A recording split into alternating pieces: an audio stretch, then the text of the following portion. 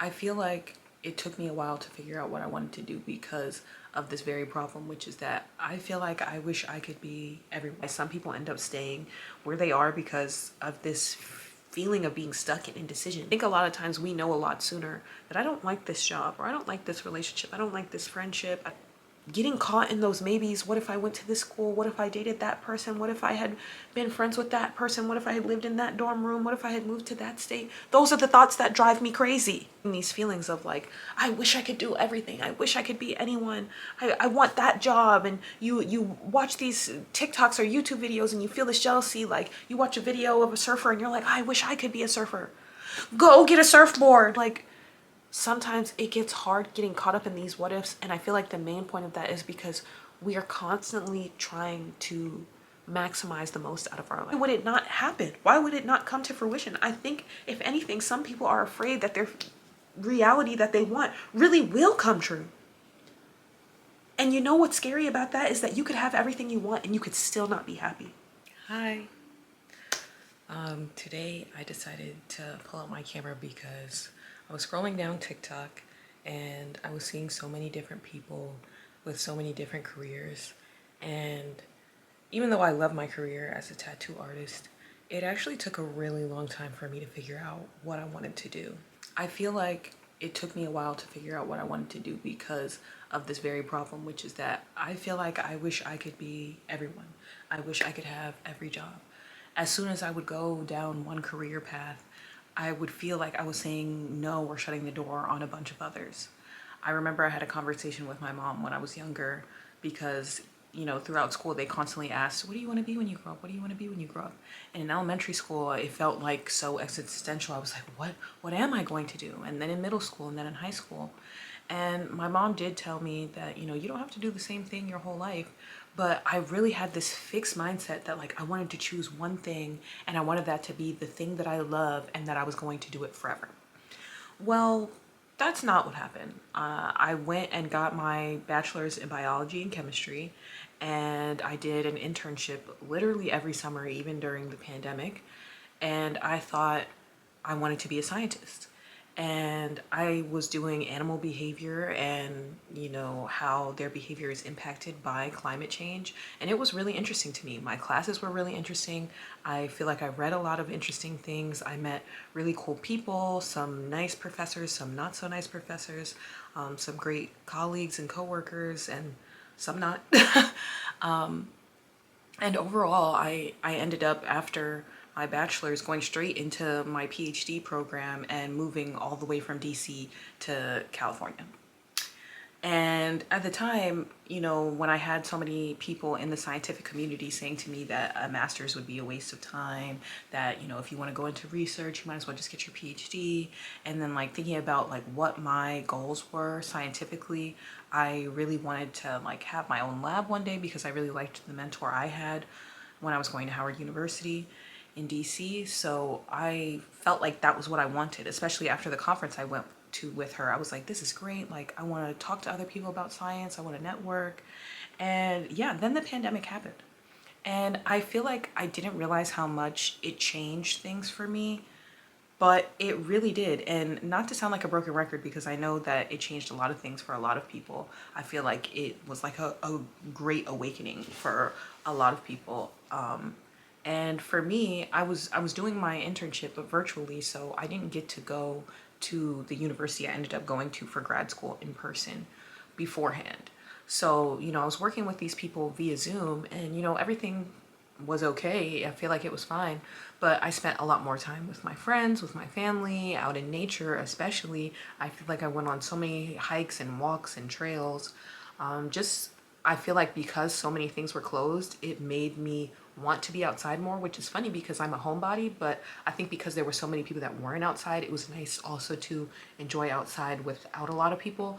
Obviously, there got to a point in the pandemic where I feel like a lot of people were outside, so that was fine. I guess I happened to be on trails and hikes where there wasn't a lot of people. It didn't feel crowded, and so it kind of felt like having the world to myself. And I had been so go, go, go, go, go, so focused on school and science and my career, my GPA, my SATs, like everything. I feel like I am a very goal-oriented person. I had everything planned and mapped out. And when something like the what happened during 2020 happened, and I wasn't, foreseeing that, it really derailed a lot of my plans. And at first, I think a lot of people didn't think it was going to be that big of a deal. But then, my senior year of college ended up being virtual as well. And I feel like I had so much time during that period to really figure out a lot more about myself. I feel like that's when a large part of my spiritual journey began. I also did go through a really bad breakup during that time. So that also, I feel like, sparked some emotional movement. I started therapy for the first time during that period. And so exercise as well. So exercise, being in nature, journaling, going to therapy, getting more in touch with my spirituality, getting into divination and tarot and things like that, getting into more spiritual YouTubers and listening to them talk about their journeys as well. I feel like it really altered me. But the thing was, I already had a plan. And so even though my plan no longer, at the time, I didn't know this, but it no longer felt in alignment with who I was and what I wanted, I still, when things kind of got turned back on, or whatever you want to call it, I still proceeded with my plan. I actually was planning to go to grad school, and I thought I would apply to a bunch of different programs, and I didn't. I ended up just applying to the one program, and I was like, well, if I don't get in, then maybe that's a sign. But I only applied to one program, and it was the program I had just interned at the summer before, so I got in. And I remember at the time, feeling excited, feeling accomplished, but even going in with the mindset of like being okay if I didn't get in, I felt like that was a sign that was telling me something, and I really didn't listen to that nudging. I was just like happy that everything I had worked for had come to this point. Like, yes, this is what I wanted. But it started to feel like I was living in the reality of a life that wasn't mine anymore very quickly. Like, even though I had been around scientists before, I felt different now. I had been in these rooms, had these conversations, and it just didn't feel the same. It was very weird. But I was like, but this is everything that I wanted. Maybe I just need time to get used to it, whatever the case may be. Well, I feel like that wasn't it. It wasn't it. I feel like, as much as I had a great time living out there and my classes were still extremely interesting, I'm still fascinated by animal behavior and behavior in general. I feel like I learned a lot about humans during that time as well. But it still always just felt out of sync. When I was talking to some of the other people in my program, and they're talking about all these scientists and all these papers that they're reading, and I'm like, wait, on the weekend I'm going to concerts, I'm going shopping, I'm traveling, I'm going on hikes. And I'm not saying they don't do those things too, but I felt like their whole life was science, and it felt like for me science was just something that I did. And I gave it my all while I was doing it. It was my job. But once I was out of work, my mind was not on science at all. I was not reading scientific journals for fun. And it started to make me feel like I wasn't passionate enough about this. And I saw how passionate the people in my program were about the animals they were working with, about the questions that they had, about the other scientists that they were interested in. And it just felt like I was the only person outside of that. And to be fair, that might not have been the case. There may have been other people who felt the same way. And when I talked to my boss at the time, she was like, oh, it's just imposter syndrome. And, they had multiple seminar talks on imposter syndrome. So I was like, maybe it is. And I can even say now, maybe a part of it was. It didn't feel like I belonged there. And it was also extremely jarring after going from an HBCU to a PWI. And, for those who don't know what that means, you can go ahead and look that up. But it just felt like I really stood out. I'm Black, I'm queer, I'm non-binary. And here I am surrounded by people who had completely different experiences from me. And while I feel like it's always great to open up your mind, your surroundings, to different points of views, it just felt very odd, and it felt like I was looking for something else. And so in the little bit of time that I did have, which wasn't a lot because I had very long days when I was in grad school, I started filling that stuff up with a lot of hobbies. I feel like journaling became like my primary thing. I mean, I was journaling every day, and I don't even journal every day now. And I found myself writing and writing and asking myself these questions and thinking and thinking. And that was around the time that I started making TikToks a little bit about my spiritual journey.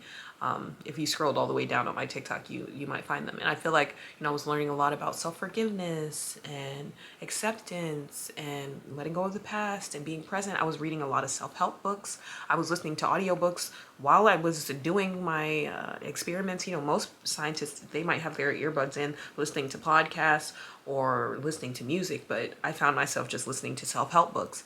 And ultimately, I feel like eventually I realized, especially the other problem was that I felt like my anxiety was at an all-time high.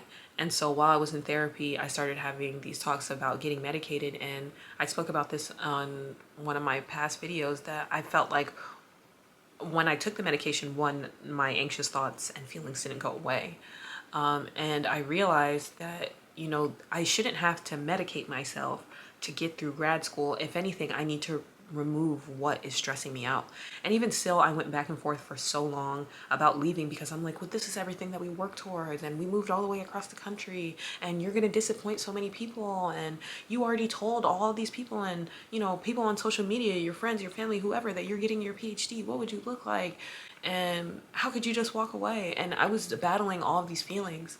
And ultimately, one of the days that I was journaling / having this conversation with myself, I was like, if the only reason I'm staying is because of how I'm worried other people will feel, that's not a good enough reason to stay. I should want to stay because I don't want to leave my project. I really love science. I love my lab. And those were not things that I was fighting for or making me feel like I wanted to stay.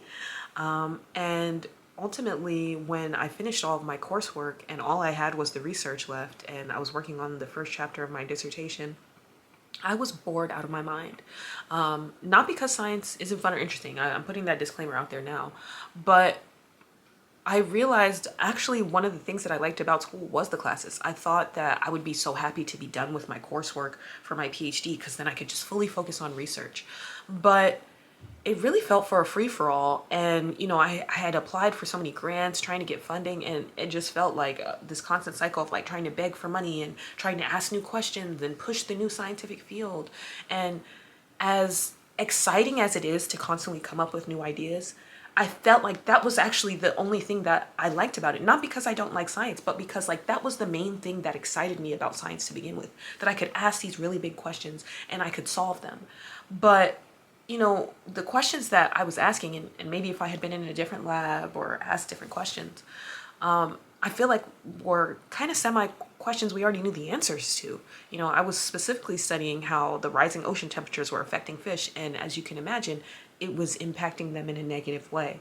And there's already many publications about this, and it felt like I was continuing to publish a bunch of the same thing.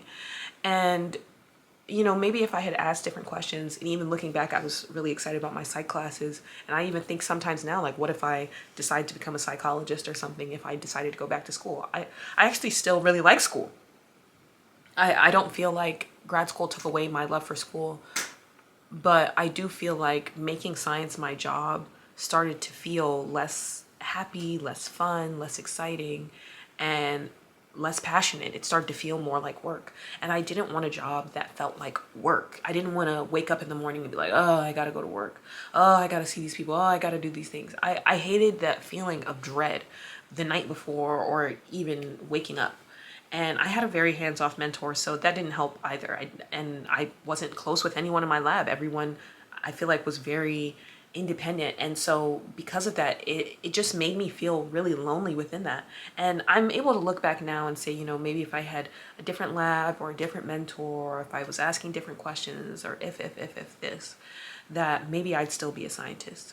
And I feel like that's part of the problem, is that now when I see other people getting their PhDs in science, people I went to school with, I wonder, how different my life could have been and what that could have looked like if I had stayed or if I had made different choices. And even when I see people who got PhDs in different things, I've met people who have PhDs in music composition, PhDs in Portuguese, PhDs in art history.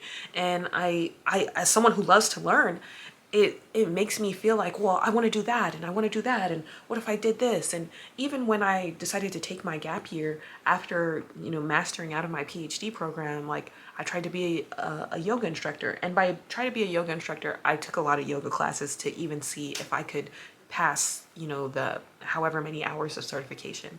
And within 2 weeks of taking one class a day for 2 weeks straight, I was like, no, because one, it's longer than one class, you're there for hours, and it's months, and that's assuming you don't do an accelerated program.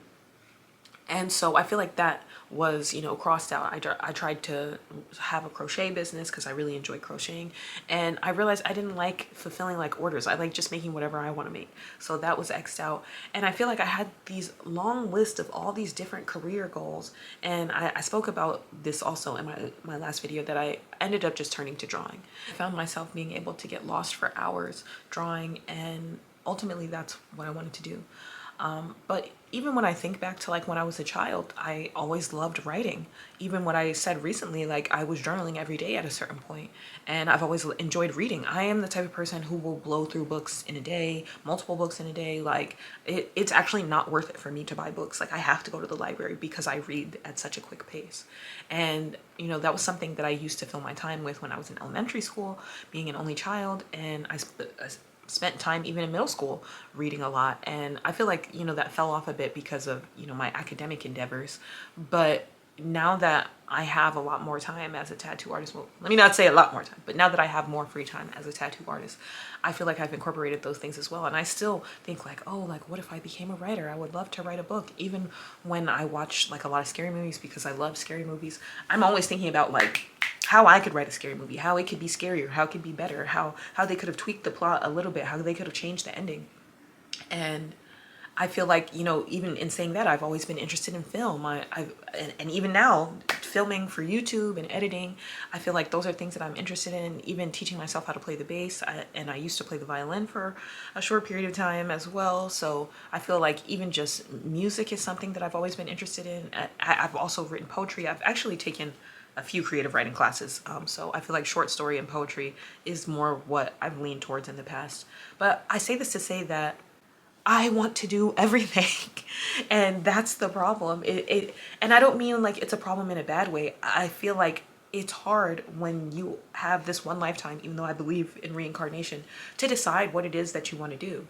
And knowing now that I've already been a scientist and I'm a tattoo artist now, I don't know what's next. I don't know if I'll be a tattoo artist for 10 years, 20 years, 30 years, or if next year I'll be doing something different. I don't know if I will write that book one day, if I will write that screenplay one day, if I will have some musical gig, if I will make a song or an album, if I will go and read my poetry out loud.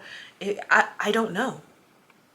And I feel like sometimes that pressure can get to a lot of us. I know that it's at least gotten to me, that it feels so hard wanting to be everything, wanting to do everything, and feeling like you can't. And, not to overuse that fig tree allegory, but I understood what she meant when she was saying that. Because even though, a lot of people might reference that scene in The Bell Jar, I said scene, that phrase, that script, that sentence, I don't know. Even though people may reference that part of The Bell Jar, I feel like in general it is hard, and it's hard for everyone. And I feel like that's why some people end up staying where they are, because of this feeling of being stuck in indecision. Well, if I wasn't doing this, what would I be doing?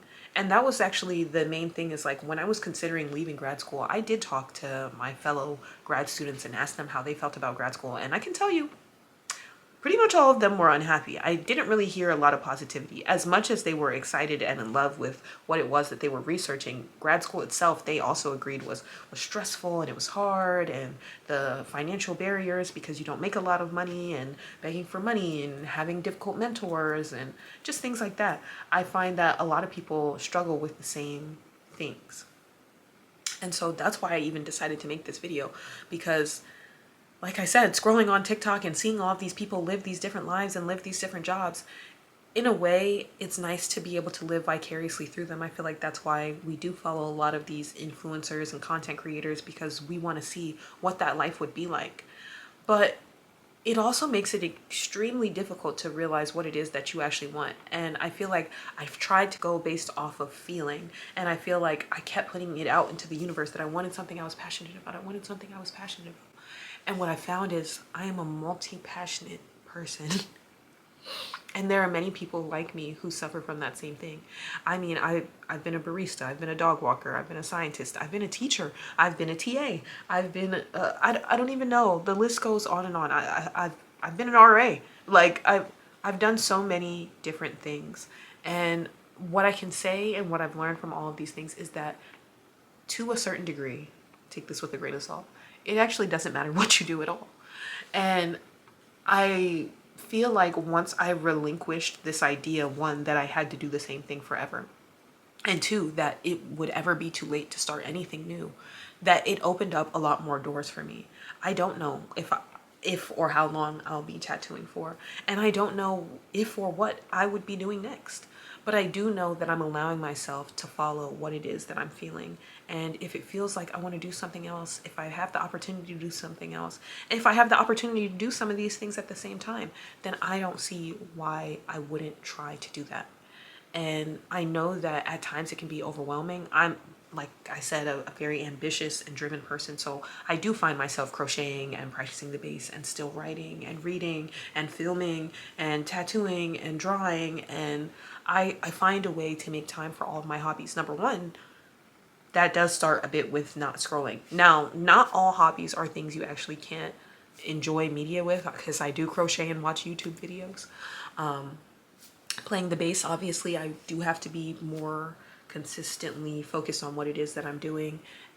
But even like reading, I can listen to an audio book and go on a walk or exercise or crochet or draw.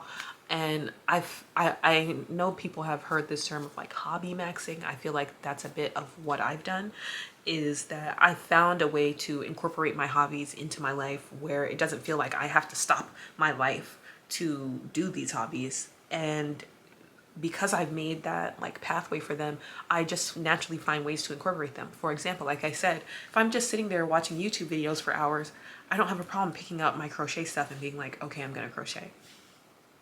And if I'm drawing and I know I have a bunch of tattoos to draw, then or a flash sheet to draw, then I don't have a problem putting on an audiobook and listening to my book.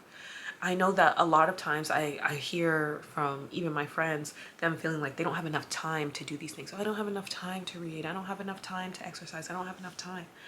We have the same amount of hours in a day. And that's not me saying that to shame anyone at all, but you get to decide how you use that time. If you actually wrote down how you spent your time most of the time, if you say even you're working 8, 10, 12 hours a day, however long you work, whatever hours you have left, you really have to think about, what am I actually using that time for? And this isn't me trying to like crazily promote, oh, get off your phone. I could show you my screen time right now and I still spend hours on Instagram or TikTok, but I definitely can say I don't spend all of my time on there. And I think that it's about, you know, even when it comes to like food, it's about moderation. You can scroll on TikTok for an hour, but maybe the next hour you're gonna read a book. You can crochet for an hour, but maybe the hour after that I'm gonna pick up the bass. It's all about deciding how you want to spend your time. And I found that in trying to figure out what I want to do and trying to incorporate my hobbies into my life and trying to figure out how I want to live my life, it is going to be a matter of, you know, try and fail. I had a lot of these thoughts and feelings and issues that I feel like I hear so many people voice. And it was when I was in therapy that my therapist said to me, you know, when I'm going through these what ifs in my mind, she was like, Sierra, please, you cannot know anything until you do it. You can't know if you want to be a yoga instructor until you try to do it. You can't know if you want to be a chef until you try to do it. You can't know if you like content creation until you try to do it. And I feel like for me at least, that clicked something in my brain. I would not know until I tried. And now that I have put myself out there and I've tried different careers and I've tried different hobbies, I do know that the limit does not exist. Not in a mathematical sense, but in the sense that, like, yes, we have a finite amount of time on this earth, but I think that it is a lot longer than most people recognize. You could have the same job from 20 to 40 years old, and that would be a 20-year career. And you could still have another 20-year career from 40 to 60 years old. And you could have a 10-year career. If you had a 10-year career within 40 years, you could have 4 different careers. And I think that sometimes we get so swept up in life. You know, we have bills to pay. We have mouths to feed. We have, I don't know, just life happens and time continues to pass. And I don't want other people to let time pass. I could have continued to let the time pass. I waited years to leave my grad program when, in truth, I feel like I knew within like the first 3 months. Of course, I was excited the first month of school, and of course I was excited about my classes, but I quickly realized that I felt out of place. And I still stayed for another 2 years. And so instead of sitting, you know, wasting your time, and I don't think any amount of time is a waste. Of course, you learn something from everything. But I think a lot of times we know a lot sooner that I don't like this job, or I don't like this relationship, I don't like this friendship, I don't like this school. And even my girlfriend, you know, she considered transferring from her school, her university. And of course, I'm glad she didn't, because she met me. Hello. But at the same time, I feel like she often wonders how different things could have gone for her if she had transferred. And she has her reasons for why she considered transferring. And there were even times where I think about how different my life could have been. I was between NYU and Howard, and I ended up going to Howard, and I don't regret my decision, but I do still at times wonder how different my life would have been if I had gone to NYU, because that had been my dream school for so long. And I realized it wasn't necessarily that I loved NYU, although I still think it's a cool school. It was that I wanted to be in New York. And taking New York out of the matter, if I put New York in a different place, it wasn't as much of a priority going to that school. And so I had this thought, well, you know, I can always move to New York later. I don't have to go to school to go to New York. And I ended up not even moving to New York. And it's not because I don't still think New York is a cool place and there's cool people and cool fashion and things like that. And who knows, I could be eating my words 10 years from now and be living there. But as of right now, I have no plans for that. And I realized for me, as someone who lived in DC, I don't actually enjoy city life that much. And DC isn't even as large compared to New York City. So if I don't love city life that much, then that wouldn't work for me. And maybe if I had gone to NYU, I would have loved city life and I would have had a completely different experience. But getting caught in those maybes, what if I went to this school? What if I dated that person? What if I had been friends with that person? What if I had lived in that dorm room? What if I had moved to that state? Those are the thoughts that drive me crazy. And I feel like I'm not perfect by any means, but I've gotten to a better place of trying to realize that I can't do everything, but I can do a lot. I can't be everyone, but I can be a lot of different versions of myself. I'm allowed to change every day. I don't have to be the same person day to day. Tomorrow I could wake up and say I never want a tattoo again, and I don't have to. I could be like, actually, I want to go back to grad school, and I could apply for grad programs. And I could not apply for the same thing. I don't even have to go back to science. I've always been interested in art history, like I said, or just history in general. I could be like, actually, I want to be a historian. I love philosophy. Actually, I want to be a philosopher. Oh, I love therapy and I love self-help. Actually, I want to be a therapist. So I want everyone to know that it may feel debilitating at times when you're having these feelings of like, I wish I could do everything. I wish I could be anyone. I want that job. And you watch these TikToks or YouTube videos and you feel this jealousy. Like you watch a video of a surfer and you're like, I wish I could be a surfer. Go get a surfboard. See if you actually really like it. And actually, you don't even have to go that far as to get a surfboard. Go to a surfing lesson. Oh, I've always wanted to travel. I've always wanted to travel. Do it. It doesn't have to be big. I feel like in the past, you know, you sit there and you see people go to Italy and you're like, oh, I wish I could go to Italy. Maybe just try going to the next town over. Maybe just try planning something 2 hours away, 4 hours away, 6 hours away.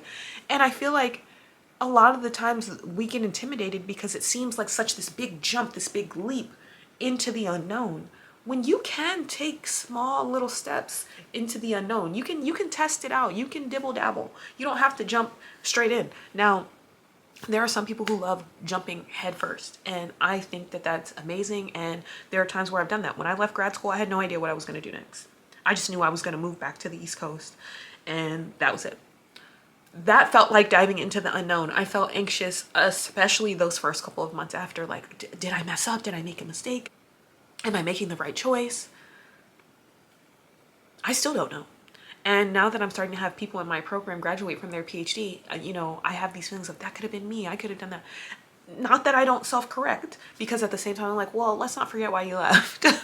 But I feel like sometimes it gets hard getting caught up in these what ifs. And I feel like the main point of that is because we are constantly trying to maximize the most out of our life. We're constantly trying to figure out what would make me happiest. Would I be happier in this city? Would I be happier dating this person? Would I be happier with this job? Would I be happier?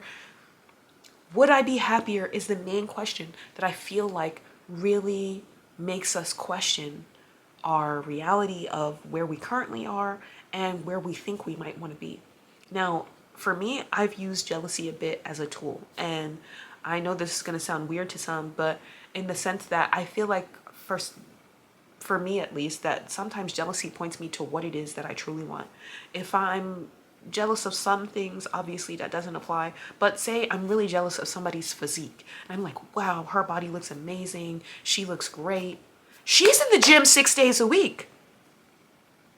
She's got her nutrition license. She's got a physical trainer. I don't know.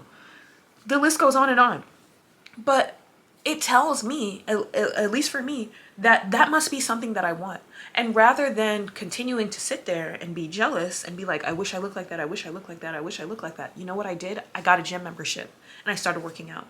And do I go to the gym every day? Absolutely not. I try to work out every day. I try to move my body every day. I try to get in some steps or an ab workout or a dance video or something. I try to move my body at least once a day. But at first, when I started this exercise journey, I didn't change what I was eating at all.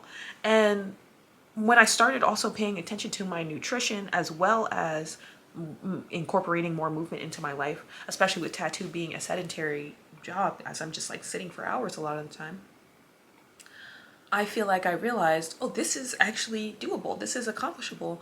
And I don't need to feel jealous of this other person because that other person works so hard to get there. And I don't mean like some people don't have an easier time losing weight. Of course, genetics play a factor. Some people are naturally just sculpted by the gods, and that's fantastic. But there are plenty of people in this world who have to work harder for those things. I could say the same thing about a Nepo baby. Oh yeah, that Nepo baby has no problem being a DJ because their father is already a famous actor or musician, where somebody else is going to have to grind to become the well-known DJ in their city. And I feel like while everybody's path may be different to what it is that they want, that doesn't mean that you can't have it.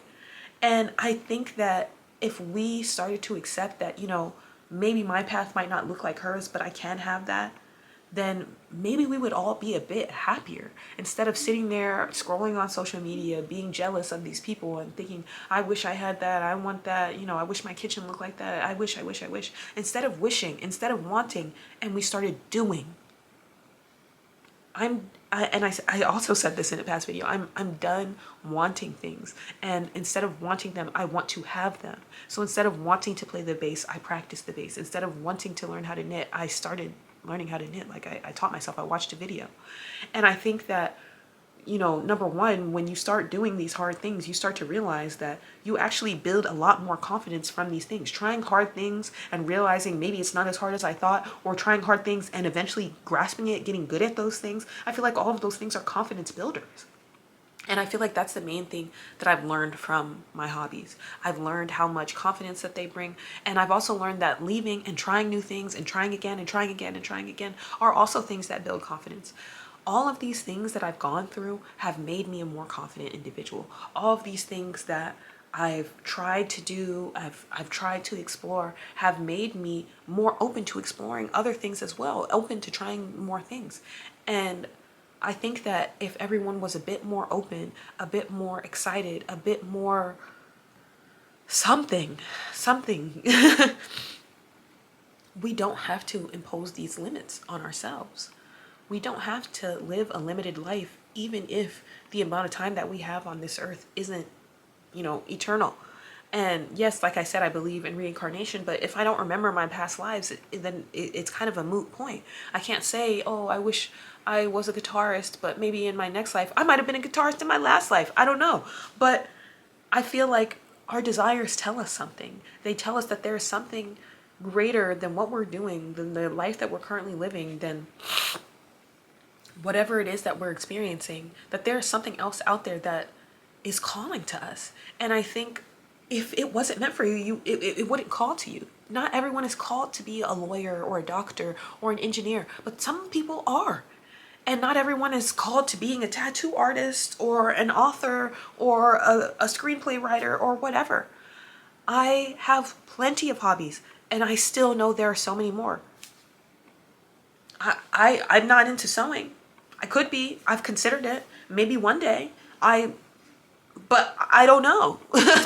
I feel like you really have to listen to those gentle nudgings from yourself, because the truth is that a lot of the time it's not going to be loud. A lot of the time it's not going to be some loud thought that's like, this is the path, this is what you need to do. It might just be like, hey, I want to try pottery. It might just be like, hey, I've always liked cars. Maybe I could take a class or two on how to fix cars. Oh, I've always loved HGTV and home renovations. Maybe I should try doing a small renovation in my house. Like, I think it starts light. It's not going to be loud. And I think that because it's not loud, because it's not urgent, a lot of times people ignore those feelings. And then you have those elderly people who say, oh, I wish I had danced more. I wish I had hiked more. I wish I had traveled more. And instead, they just worked away their life. And, I know with the economy and everything, it is very easy to work away your life. I myself, as an entrepreneur, worked many hours for ungodly reasons. I don't know. I'm responding late at night. I'm drawing late at night. But this isn't just about me. I think in general that it can be hard to figure out what you want to do, especially when there's so many things that you want to do. There's so many lives that you want to live. But you just have to go out and do it. You just have to go out and try it. And I know it seems like a tired saying, like, try and try again. Like, yeah, keep getting up, keep trying. And I feel like, we're so afraid of like shame and embarrassment and failure. But those are some of the things that we should embrace, because you know what you learn from those things? Well, that's the point. You learn from those things. If I flopped at something, then I either learn I'm bad at this and I never want to do this again, which I know that sometimes that's initially what people feel. But sometimes the message isn't that I'm bad at this, so I should never try this again. Sometimes it's, wow, this is harder than I thought. It may take me a bit longer to grasp this. Some people are naturally gifted. Some people are not. I'm not naturally musically gifted. I just keep practicing the bass. Some people might be able to pick up a bass and just go crazy. That's not me. But I don't look at it as a failure. I look at it as, okay, this is something I have to keep doing. There are some people, for example, within my career of tattoo, who are amazing tattoo artists, amazing at drawing, never even took an art class. Some people can pick up the tattoo machine and they got it immediately. It took me months, almost a year, before I feel like I started pulling some decent lines. And so I don't know. I feel like I every time I set up this camera, every time I want to talk to you guys, it's really just that I have these thoughts and these feelings myself. Like I said, I felt this feeling of insecurity surge when I'm watching these TikToks of seeing all these lives I want to live. Like, oh, and I honestly, the one that I could use for a really great example is a chef. I've always loved cooking. I still love cooking. But as much as I love cooking, I still don't think I want to be a chef. I like cooking for my friends and my family and myself. I like coming up with new recipes. I like following other people's recipes. But I don't have the desire to open a restaurant. But somebody does. I don't have the desire to work in a kitchen. But somebody does. And I feel like if you started to actually listen to those feelings and act on those feelings, you would realize how much more the universe actually wants to support you in those thoughts and feelings than you think. And And you know, for me, I feel like more and more each day, I'm starting to accept that the universe really is just us. It really is just me. And if, you know, as above, so below, I've got it tatted on me for a reason. We're just mirroring back these things. If I say that, oh, no one loves me, I don't deserve love, whatever, then I'm going to see that reflected back to me in the world. I'm not going to have romantic relationships, or I'm not going to have friendships, or people are going to be mean to me, or whatever the case. But if I say people love me, I'm so kind, I'm so exciting, or whatever, I don't even know. Use the affirmations that you need to. I feel like the world reflects that back to you as well. And I feel like in that, if you tell the world you want to be a chef, well, you don't even have to tell the world, I mean the universe. But if you tell the universe, I want to be a chef, and you start working towards that goal, why would it not happen? Why would it not come to fruition? I think, if anything, some people are afraid that their reality that they want really will come true. And you know what's scary about that is that you could have everything you want and you could still not be happy. And that is a whole separate conversation, in the sense that happiness is not meant to come from these things. You can find joy in your career, you can find joy in your hobbies, but that is not where your happiness is 100% meant to be derived from. Just like it's not meant to just be derived from the people around you.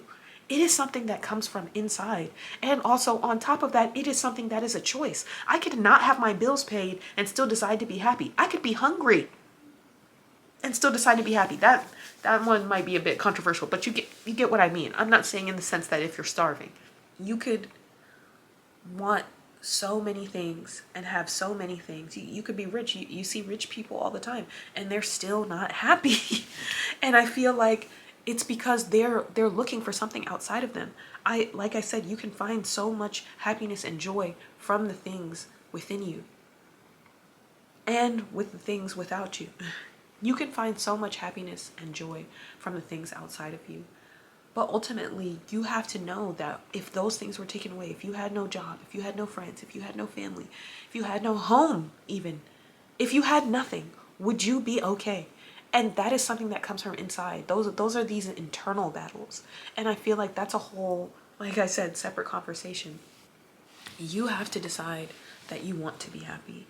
And you also have to recognize that the happiness isn't going to come from these goals outside of you. As someone who is extremely goal oriented, I feel like I was constantly chasing the next goal, the next idea, the next thing.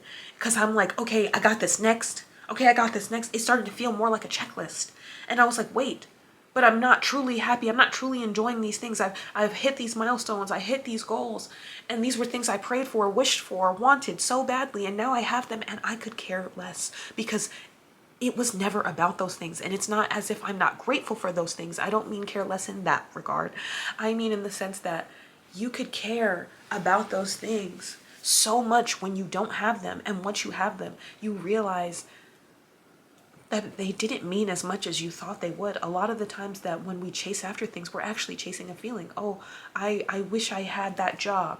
Well, what do you want about that job? Do you want the notoriety, the fame, the money, the whatever? You also have to ask yourself those questions about why you truly want those things. And when I started going after things truly because I just wanted them, not because I wanted what I thought I would gain from them, I feel like I was able to approach it in a new way. If I thought, with playing the bass, that I was going after this because I want people to think I'm so cool. I want people to think, wow, that person is so cool because they play the bass. That's a terrible reason for me to start playing the bass. But because it came from this place of like, I really look up to some of these musicians and I love the way their bass lines sound in their songs. And I want to learn how to play that. I want to be able to play that. I think that bass line is so sick. And it sounds so good. Like, I'm not doing it for me. I'm doing it because it sounds nice. It sounds fun. It sounds cool. If I decide to make a new recipe and I'm like, oh, I wonder what this would taste like. I wonder if this would taste good. Versus, this needs to taste delicious. I need to impress everyone that's coming over for dinner. This better be the best meal. Does that often end up being the best meal? I mean, maybe sometimes. But I feel like, that's the other issue, is that you can't add the stress and pressure to yourself of these expectations. I feel like the main thing that comes up is content creation. I feel like, just like a lot of people, that go into making content, they see all of the cool opportunities that content creators get. They get to travel, they get financial freedom, they could buy a house, they could buy their mom a house, they don't have to work regular hours, they get free stuff from PR, whatever. If you go into content creation with that as your only goal, you're going to find yourself a bit lost. And I'm not saying that you can't still be successful, because I feel like that's another funny thing about life. You can have the wrong intentions and still reach those goals. You may just not find the happiness and joy that you were thinking that you would get from those things. If I started being rich from content creation and getting free stuff and traveling all the time, and I was still miserable, then it'd be like, oh, well, what was I really chasing? And it's that I was chasing this feeling of freedom. And maybe through that, you'll still find this love for content creation. But because I go into content creation with this idea that I want to share my life, I want to share my story, I want to help other people, I find that whether I get 1 view or 1 million views, whether I get $0 or $1 million, that's not my goal. My goal is that I want to reach someone the same way I feel like my YouTubers reach me. I feel like the things that they say really impact me. Modern day philosophers, if you will. And I don't mean that every content creator is. Some people just bring you joy or comfort. Some just make you laugh. I found that I'm really into like video game playthroughs lately, and really it's just because I like video games, and it's always been interesting to me to watch other people play video games. I used to play Sims with my best friend, and there would be times where she would watch me play, and sometimes she would play, and sometimes we would play side by side, because sometimes it's just interesting to watch other people play. And I've thought about making that type of content myself, but I to be fair, I don't play video games that often. But again, I would just be doing that because I like playing video games. And a lot of those streamers who play video games, they are doing it because they like playing video games, not because they were like, this is going to make me a millionaire. And again, I'm not saying that in the sense that there aren't some that went in with that goal. I just don't think that that's most. YouTube wasn't even a place that used to make money. When you think about those original YouTubers, most of them were just posting videos because they wanted to, because they thought it was funny, because they're naturally funny. I don't know, because somebody told them they were funny. And look at them now. And I see so many YouTubers say that, like, who knew when I was filming my room tour in 2010 that it was going to lead to this? Who knew when I was going to show my vegan mukbang from 2014 that it was going to turn into this? Whatever the case may be. Like, you never know what's going to happen. You could just film you at the fair with your friends, and that video could blow up. And you're just like, I just wanted to film me and my friends at the fair because I love my friends and I knew we were going to have a good time. I don't know. I feel like at a certain point I get a bit redundant.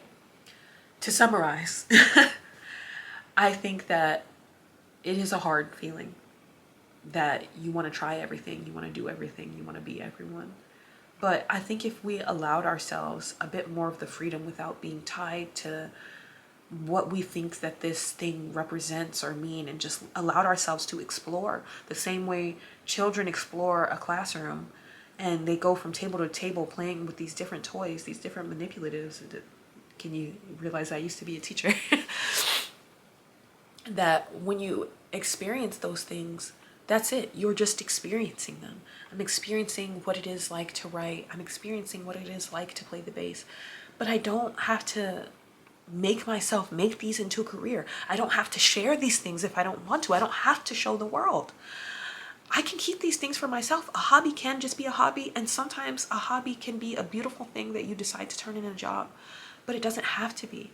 And I think once we start accepting that we can just explore in life, our painting doesn't have to be perfect. We can explore with these mediums. I want to see how these colors look together. I want to see what would happen if I mix this paint with this charcoal. I want to see.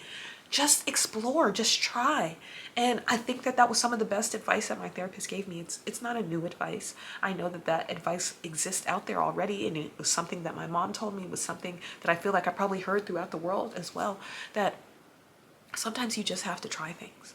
And when you let yourself explore naturally and see what happens, like literally, that now the scientist part is coming in. If you experiment, if you try something and you see what happens, it may open more questions, it may open more possibilities, it may open more thoughts, more feelings. You don't know where it's going to go.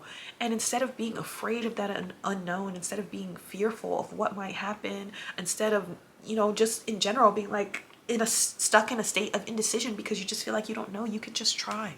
You can just explore. You can just see. And instead of trying to be a mind reader and trying to be a psychic, instead of using our computer-esque brains trying to interpret and use pattern recognition to see where your life is going to go and unfold, allow yourself to let it unfold. Allow yourself to just try things without an expectation and see where it goes, see what happens. I say this all knowing that I still need to hear this advice myself. I say this knowing that I still may feel feelings of jealousy or envy or whatever arise when I watch other people live their lives. But I also know, being who I am and knowing a lot about the world, that those people probably still feel the same way. I could talk to someone who's getting their PhD in history and they might be like, I wish I had gotten my PhD in Spanish. I don't know. I could talk to a chef and they might be like, yeah, I always wondered what it would be like to be a tattoo artist. I could talk to a musician and they could be like, well, actually, I always wanted to know what it would be like to be a writer. I feel like we're constantly, even when we do choose a path, thinking about what else life could look like. That, just like I said about hobby maxing, I feel like we're constantly trying to life max. And because we're constantly trying to life max, it actually leads to us putting ourselves in this position of stress. And that stress is what leads to indecision. That stress is what leads to stuckness. So whether it be the fear of not knowing whether you'll succeed or be successful, and the fear of the unknown, or just in general not being able to decide what it is you want to do, either way, you have to just try. You have to allow yourself to explore. I know that we live in a world where things feel like they need to be categorized or placed into a box, and people always ask you, what do you do, where did you go to school, what was your major? People want to know these things, and it feels like you have to put yourself in a box. You don't have to. You don't. You can be the best musical chef, tattoo artist, writer, film director you ever wanted to be. And that's something that I'm saying to myself, but please feel free to insert all of your hobbies in there. And I know that, like, I feel like this came up a bit in the past when people were like, I'm a multi-passionate, I'm a multidisciplinary artist. That's what I feel like I hear a lot. And I think if you look at life like art, and you think of all of these different things that you can do, they're all just different mediums, different forms of expression.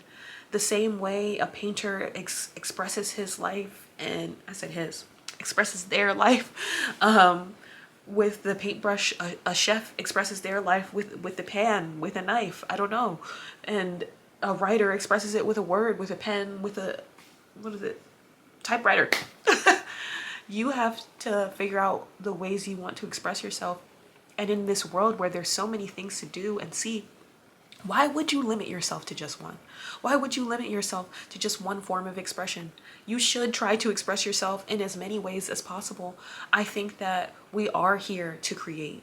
And if God's greatest creation was us, and we're in his earth, made in God's image, then I don't see why we ourselves would not be artists then too. Have we not ourselves constructed and created this world beyond what God may have initially laid down as the foundation? And yes, there are times where I feel like we have ruined this earth, but that's an aside. And I feel like in that you can let yourself explore and create and be the artist that you were meant to be. You are also an artist. You have God in you. God is within all of us. God is within everything. Even my stuffed pig right here. God was in the person who decided to make this. Someone had to picture this image in their mind. Someone had to draw it. Someone had to sew it. Well, maybe it was a machine, but someone had to create that machine that sewed it. We literally, everything that exists, our phone, our pillows, a picture, whatever, all of these things started as a thought, started as an image, started as a feeling, started as something that was not yet in this world. And think about where we would be if those people did not lean into those thoughts and feelings and made those things and created those things. I know that in the past, you know, we had the Industrial Revolution, and then they talked about all of this stuff about how as we began to create more, you know, with industrialization, so did I'm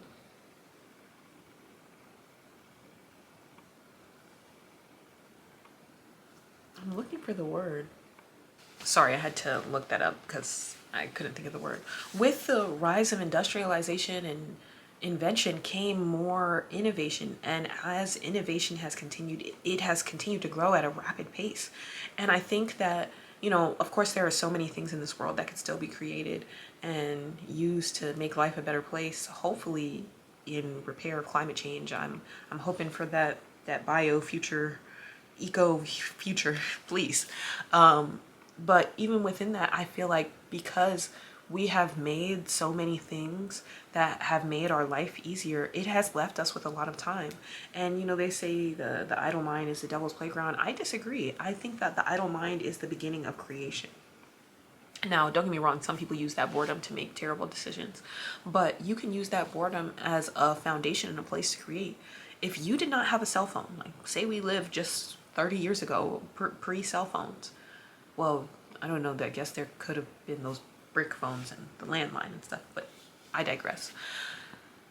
We pre-social media, let me use that, pre-cell phone, smart device and apps, we had to fill our time. That people read, people wrote, people went out, people went to the movies, people went out to dinner, people did stuff. We did stuff.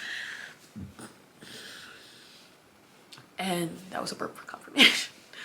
And I think so many times now, like, we allow ourselves to work and then we're just like, oh, I'm tired. But a lot of the time, the things that make you not tired, the things that helped me recover from burnout personally, were my hobbies, were these things that helped fill up my cup. I think that we think sometimes that these things will drain our energy because it feels like they take effort, but actually when you do those things, they give you energy and they fill you up.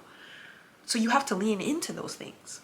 And instead we let our minds, you know, turn off and go and scroll on social media, but your mind actually isn't turned off. You're getting rises and peaks of dopamine hit. One video you're laughing and you're happy, the next minute you're sad and you're crying. We're not meant to experience those emotions, and you can have all of those emotions within a few minutes on social media. It's not healthy. And I know that a lot of people know that, and like I said, this video isn't about me trying to, you know, turn people away from social media.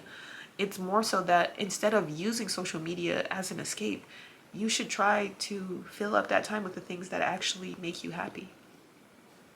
I know that we are all meant to be creators here, and the real question that you need to start asking yourself is, what is it that you want to create? And I know that some people get stuck in their heads, but instead of, you know, getting stuck in your head, just try. You know, apply for that random job. If you like fashion, go work at the thrift store, go work at a boutique, go work at the mall, go make styling videos on TikTok or YouTube, post your outfits on Instagram. You don't even have to show your face. You can make it a faceless account. Just post your outfits every day. Like, and I know that not everybody even wants to go into social media, although I do feel like social media is starting to get wrapped heavily into a lot of jobs and careers, especially the creative ones, especially if you want to make money and have clients and things like that.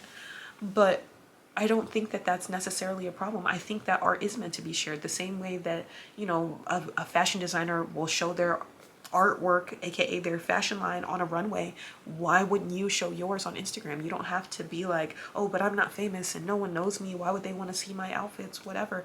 It's just for you. And if other people decide to follow you and like it, then that's great. I think that the problem is that we go in with this mindset that like it has to work and everybody has to like it, or what if they don't like it, or whatever. You should not be doing it for outside validation. You should not be living your life for anyone but you. When I started my art Instagram, I had 0 followers.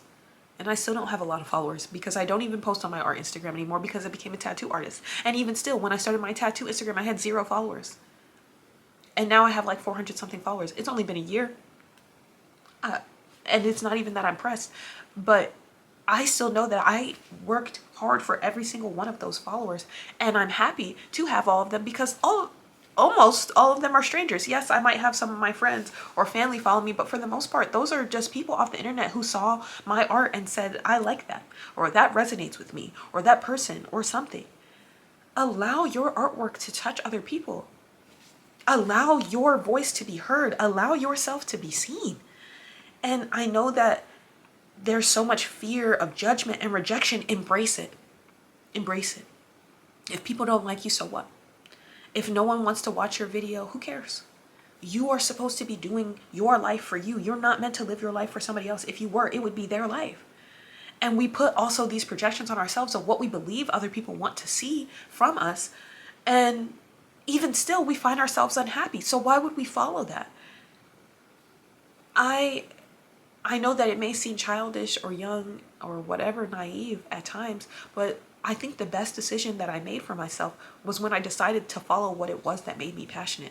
And that may constantly cause me switching directions, and my passion may wane at times, and I may have more energy sometimes and less at others.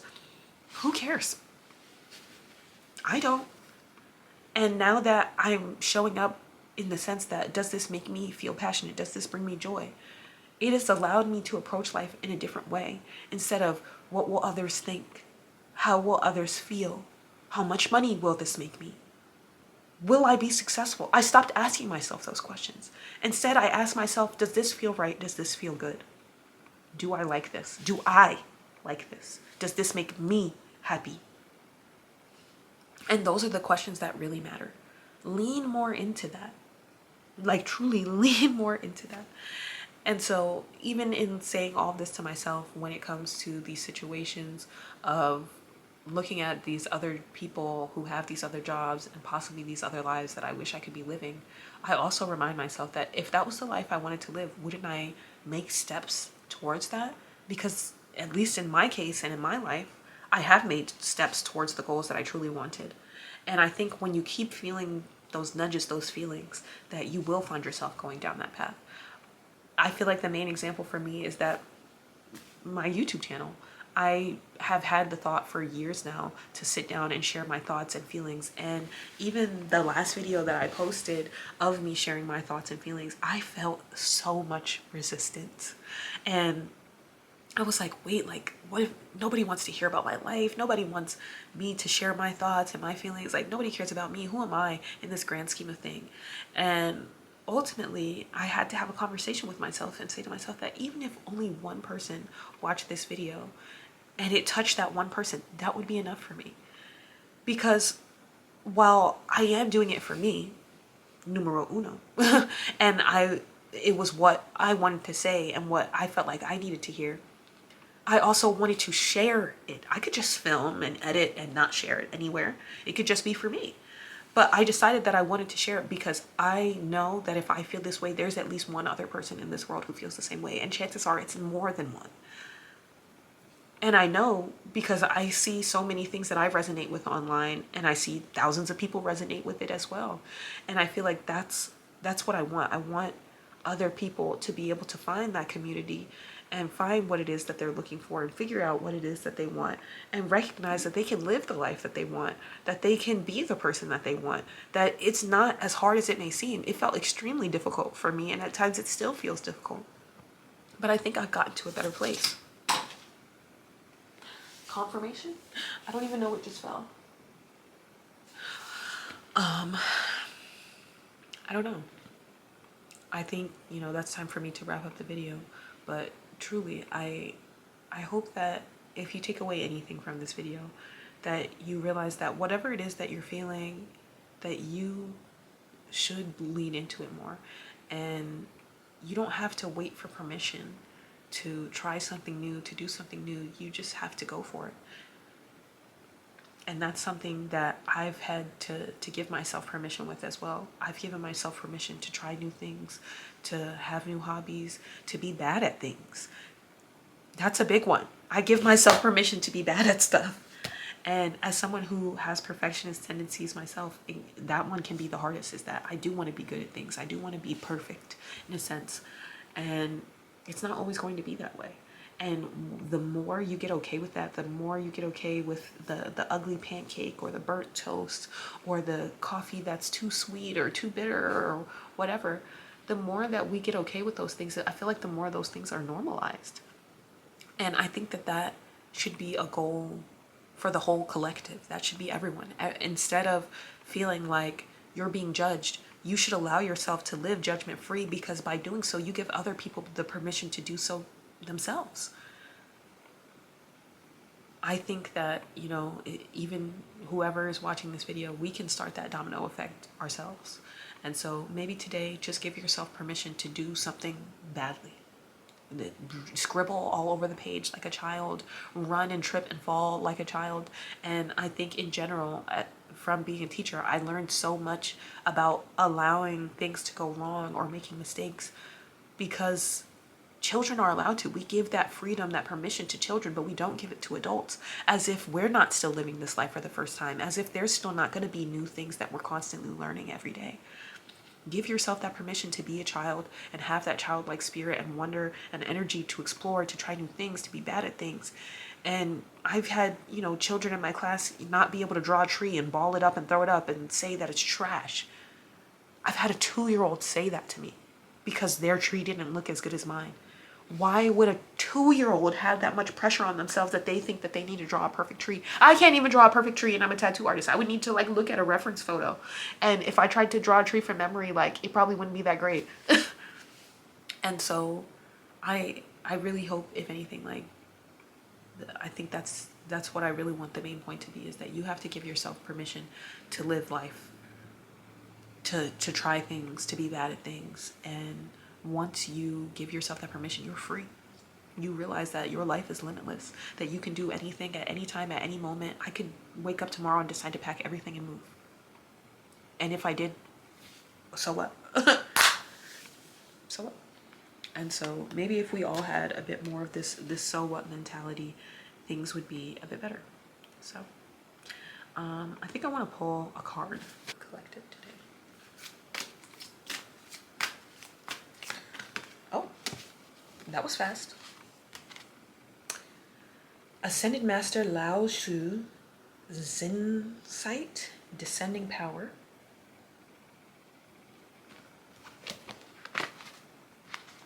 Almost turned right to it.